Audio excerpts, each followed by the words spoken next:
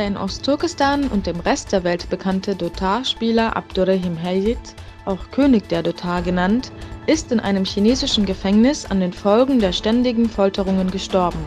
Im September 2018 verurteilte man den Dotar-Spieler zu 5 Monaten Haft, welche er unter Folterungen durch chinesische Polizeibeamte durchstand, bis zu seinem Tod.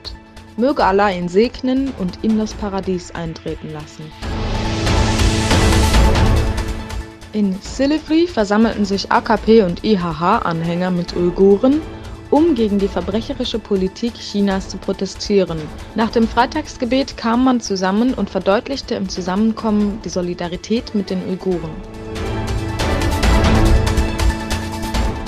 Menschenrechtler appellieren an Usbekistan, den kasachischen Geschäftsmann aus Ostturkestan nicht an China auszuliefern. Der 41-jährige Halembekir Xiamen, der noch immer am Taschkenter Flughafen festgehalten wird nach aktuellem Stand nicht an China ausgeliefert.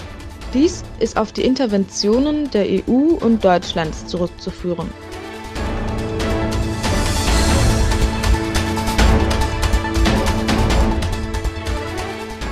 Der Präsident Kasachstans Nursultan Nazarbayev unterzeichnete kürzlich eine Vereinbarung über den rechtlichen Status des Kasachischen Meeres.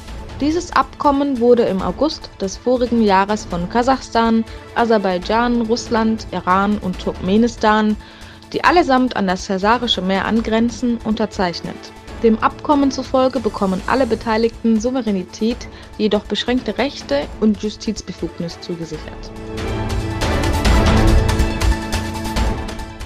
Die EU beabsichtigt, Saudi-Arabien auf eine Liste mit Ländern zu setzen, die erfolglos bei der Bekämpfung von Terrorfinanzierung und Schwarzgeldwäsche sind. Der Financial Times zufolge soll eine EU-Kommission Saudi-Arabien mit mehr als 20 anderen Ländern auf diese aktualisierte Liste setzen.